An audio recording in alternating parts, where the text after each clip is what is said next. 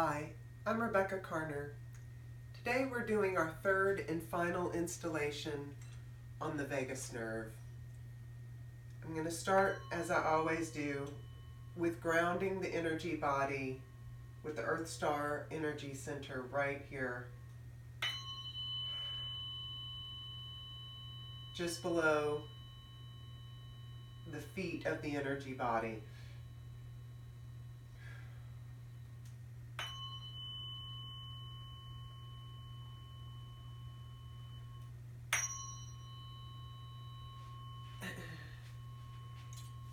I have a little bit of congestion today, so if my vocal quality is a little different, that's why.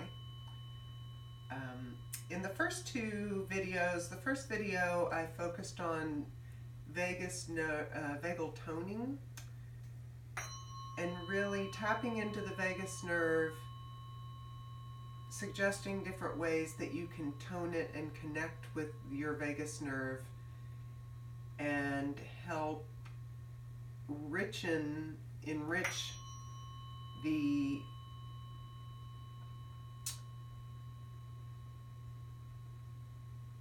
fibers of it so that it can carry information better. And then in the second video of the series, I talked about the Polyvagal Theory in psychology such that I understand it, and really spoke to the vagus nerve and its role in our daily life in terms of helping us regulate our emotions and our emotional responses to all the things that we encounter in any given day.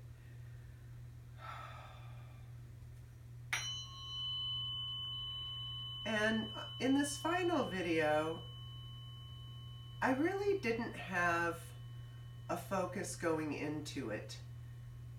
One of the things that I wanted to see is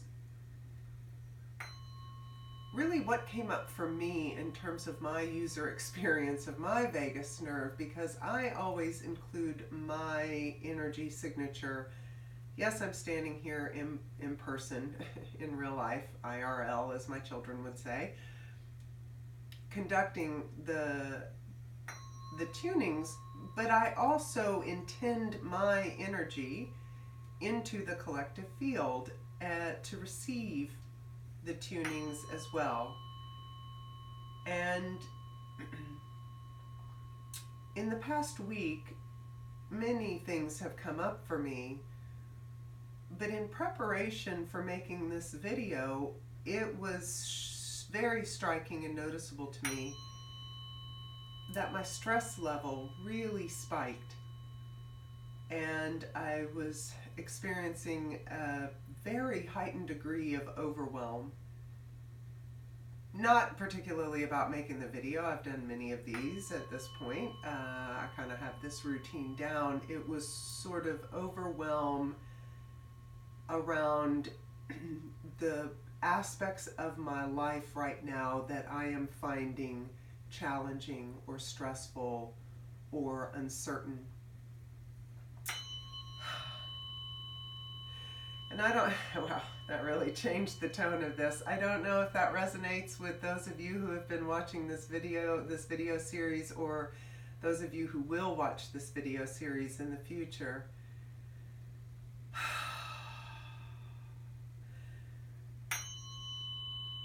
But I think my focus today was really in noticing myself and using myself as a template, my emotionality this morning as a template for the collective body, and to see if I could really ground myself and kind of turn my frown upside down by tapping in, by placing my vagus nerve and my intention in with this final vagal tuning. Nice.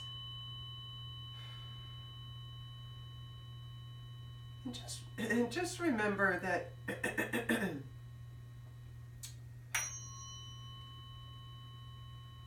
with as, as long as it takes you to have a thought, or to even take half of a breath, half of an inhale, or an inhale and not even an exhale, you can start to ground yourself down.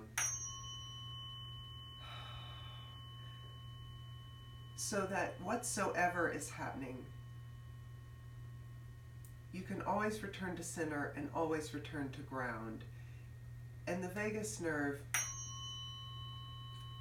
is such a huge component of that. And then once you do get grounded, it helps send all the signaling to all your bodily functions and all your neurological functions that you are in fact grounded. All is well. And if all isn't well, you can manage it and you can do what you need to do.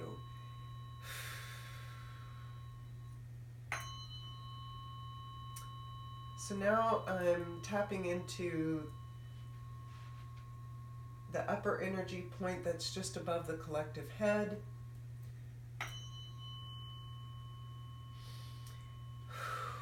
Okay, my nose is a little congested. Normally I take a big, huge inhale through my nostrils, which I'm not really able to do at this exact moment. So if everybody could do that for me and we'll all collectively, energetically do it together, that would be most beneficial.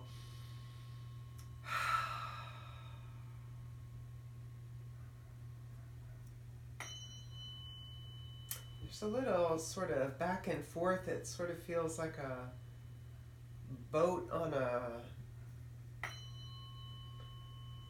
not particularly stormy, but maybe a windy surface.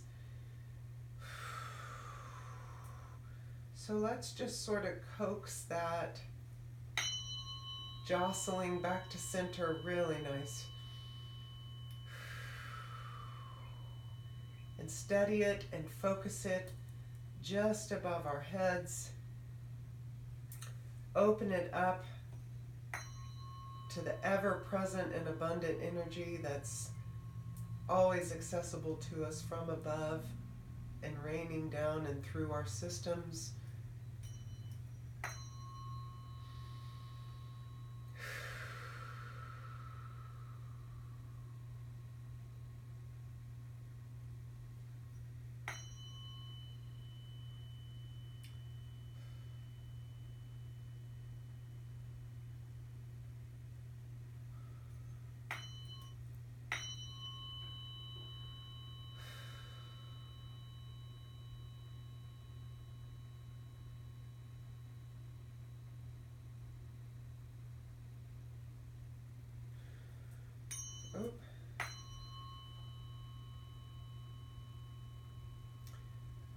This definitely feels a little underpowered.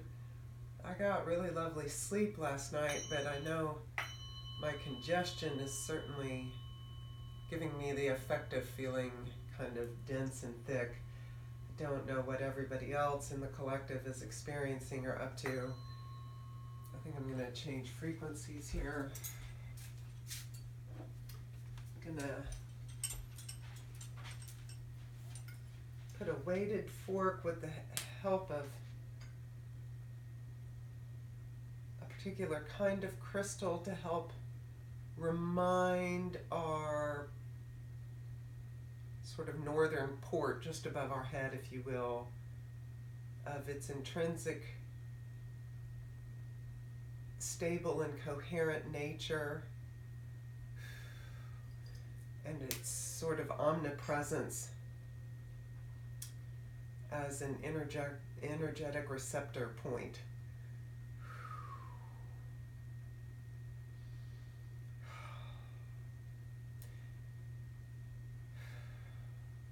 And again, with returning the focus to the vagus nerve, in many ways we, in our culture, we put so much emphasis on the brain, on our capacity to think.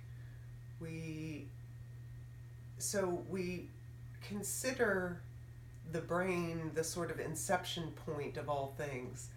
I think it's kind of arguable as to whether or not that is really true, because I think our body holds if not more than probably equal amount of intelligence as our noggins do, even though we don't give a lot of credit to that intelligence a lot of the time. But as I'm intending the coherence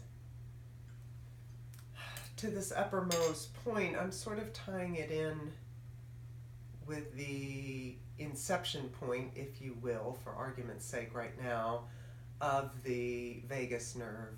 It's sort of where it begins and then proceeds to branch and branch and branch and branch through all the organs, all the winding all the way through in a pretty spectacular way our entire torso.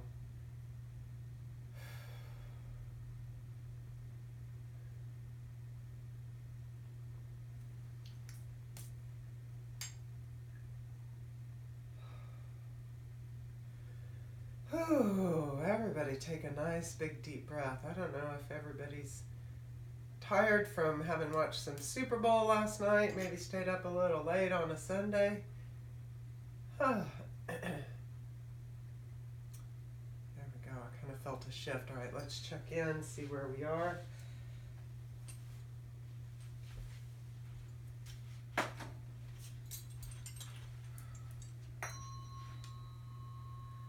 All right.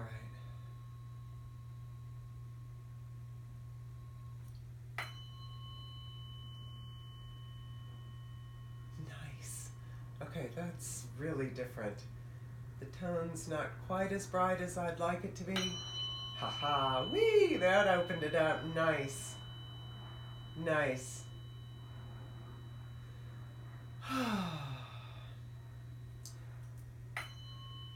Alright, so for this final installation on the Vegas series, I'm going to do a quick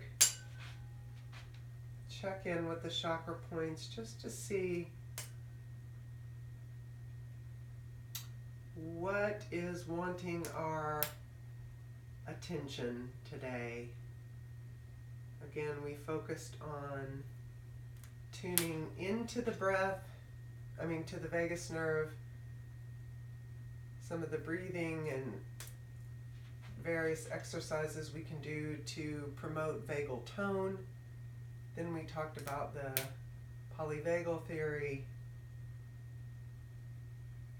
and maneuverability and emotional regulation, accessibility through the understanding of the vagus nerve.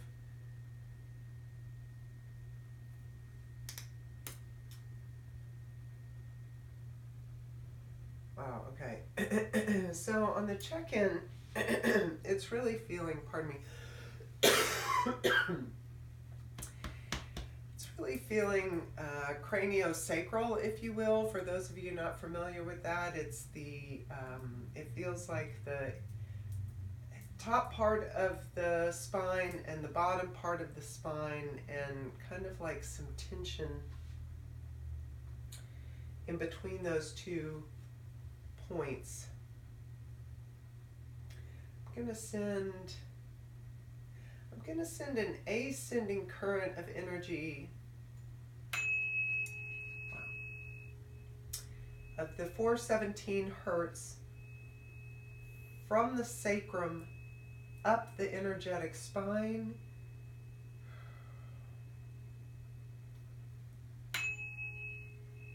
because while the nerves carry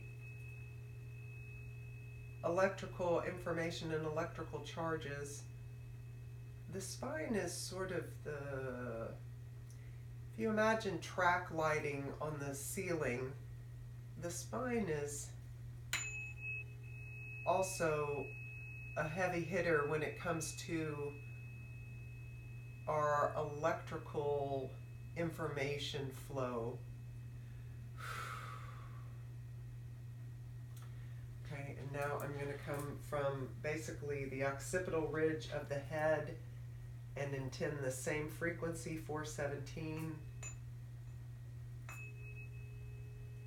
run it down the spine.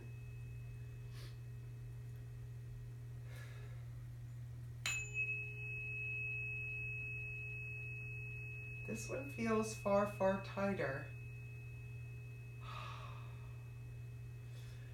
Everyone takes a nice big full inhale and then makes a really audible exhale like you're trying to fog up a mirror.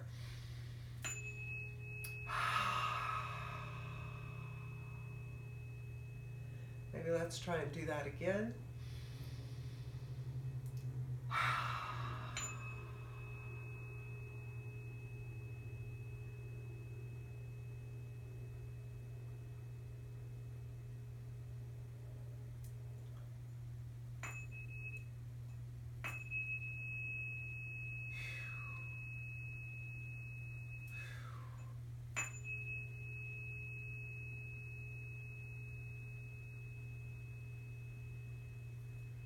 I'm going to change frequencies again.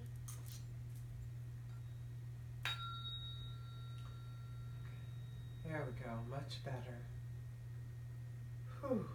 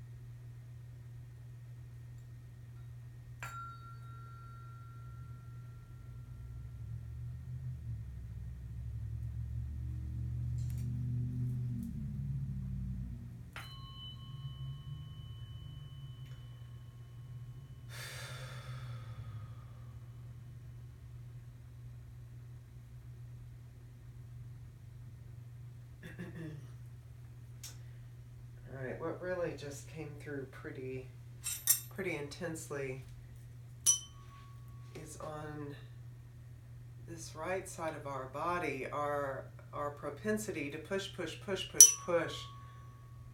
So much focus on a certain type of productivity, really to the expense of wellness and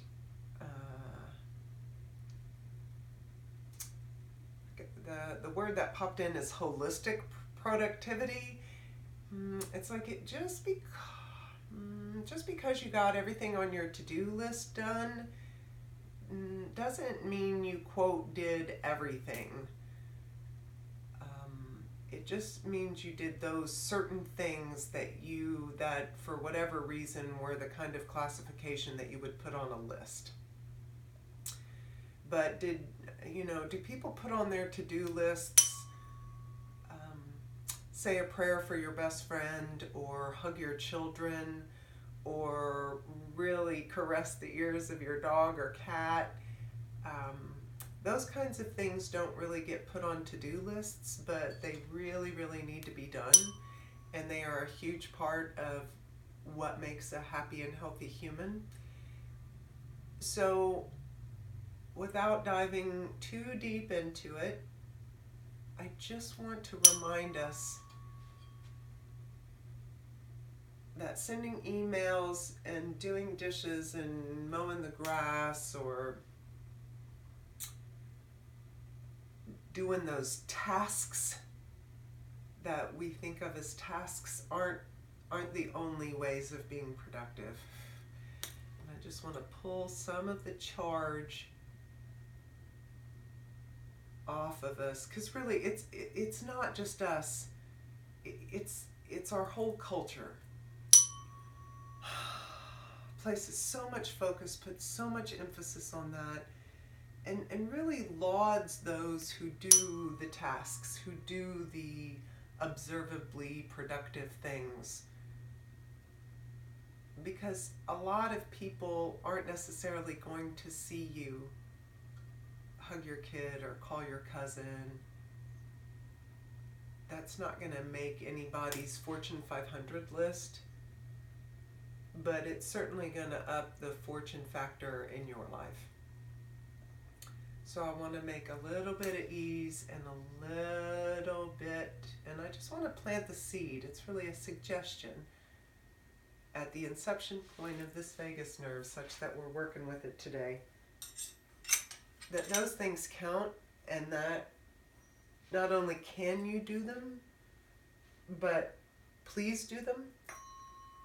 I have a thing about being allergic to shoulds.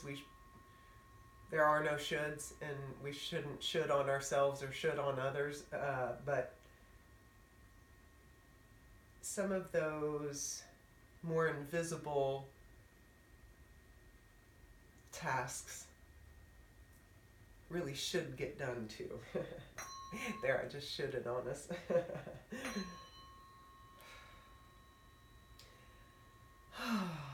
There we go. So again, I've returned right to this occipital ridge, right at the base of the cranium as it falls into the top of the spine. Which is really where a lot of the nerves either begin or end, depending on which direction you're starting from, and feed into the brain.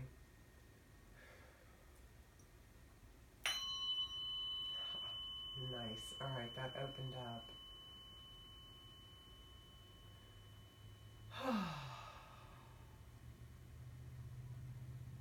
It's interesting. The word that just dropped in is settling. I guess in the end here, now that I'm in it, the final installation on this vagus nerve setting series was about settling the vagus nerve and really settling into it. Settling and integrating the other things that we explored, and really knowing that we can settle into our relationship with our vagus nerve. So I'm going to wrap up the collective body, close out the session.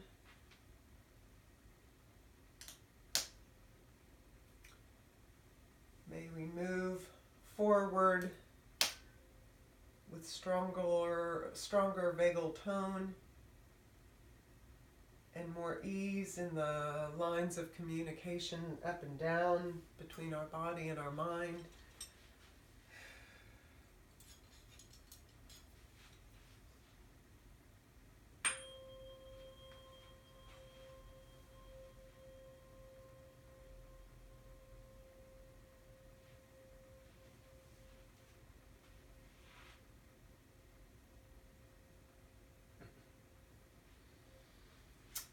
All right, happy February, everyone. I didn't even mention yesterday was the palindrome day, 02022020, so that was the first one in 909 years. I hope everyone had a good day, and happy Monday, and have a wonderful week. If you'd like more information about biofield tuning or tuning in general, please visit my website, RebeccaCarner.com.